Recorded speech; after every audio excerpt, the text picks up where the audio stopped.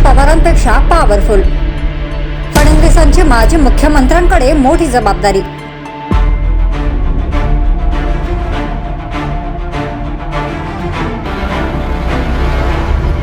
महायुती सरकारमध्ये असलेले अंतर्गत वाद, विशेषतः उपमुख्यमंत्री एकनाथ शिंदे आणि उपमुख्यमंत्री अजित पवार यांचे एकमतांसोबत न पटणे आता काही प्रमाणात कमी झाले आहे.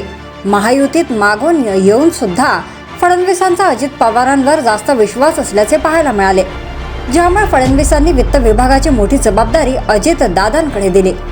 पण एकनाथ शिंदेंना गृह खाते हवे असताना सुद्धा फडणवीसांनी ती मागणी अमान्य केली, ज्यामुळे एकनाथ शिंदे नाराज असल्याची चर्चा रंगली होती. पण आता मुख्यमंत्री देवेंद्र फडणवीसांनी महायुतीत एकनाथ शिंदेंकडे मोठी जबाबदारी दिली आहे. फडणवीसांनी घेतलेल्या निर्णयामुळे अजित पवारांचे महत्त्व कुठे ना कुठे कमी झाल्याची चर्चा आता राजकीय वर्तुळात रंगली आहे. मुख्यमंत्री देवेंद्र फडणवीस यांनी महायुतीमधील अंतर्गत वाद टाळण्यासाठी आणि सुरळीत काम होण्यासाठी महत्त्वाचा निर्णय घेतलाय.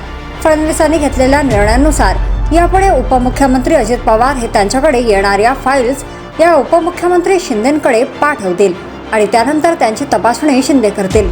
शिंदेंनी फाईल पास केल्यानंतर पुढे ती फाईल मुख्यमंत्री फडणवीसांकडे पाठवण्यात येईल. एकंदरीतच काय तर अजित पवारांनी घेतलेल्या प्रत्येक निर्णयावर एकनाथ शिंदे नजर ठेवून असणार आहेत. फडणवीसांनी घेतलेल्या या निर्णयामुळे एकीकडे अजित पवारांचे वजन कमी झाले आहे, पण नाराज राहणाऱ्या शिंदेंचे महायुतीतील वजन वाढलेले आहे. याआधी महायुतीत एकनाथ शिंदे हे मुख्यमंत्री असताना फाईल प्रथम अजित पवारांकडे देण्यात यायची आणि नंतर ती देवेंद्र फडणवीस यांनी पाहिल्यानंतर ती मुख्यमंत्र्यांपर्यंत पोहोचायची. त्यामुळे आता सुद्धा पुन्हा तीच प्रक्रिया सुरू करण्यात आली आहे. फक्त एकनाथ शिंदे आणि देवेंद्र फडणवीस यांची भूमिका बदलली आहे, कारण आता महायुतीच्या आधीच्या सरकारमध्ये मुख्यमंत्री असलेले एकनाथ शिंदे हे आता उपमुख्यमंत्री झालेले आहेत, तर उपमुख्यमंत्री असलेले फडणवीस हे आता मुख्यमंत्री बनले आहेत. पण अजित पवार ज्या पदी होते त्याच उपमुख्यमंत्री पदावर आहेत.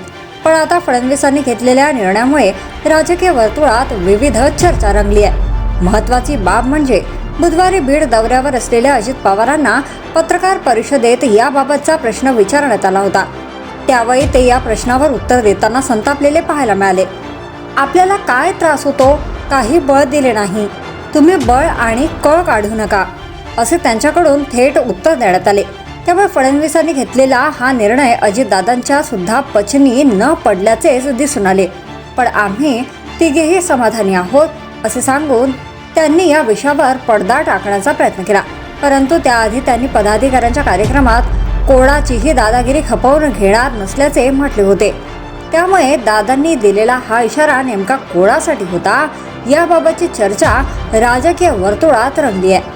जर तुम्ही अजूनही YouTube चॅनलला सबस्क्राईब केले नसेल तर ते लगेच सबस्क्राईब करा.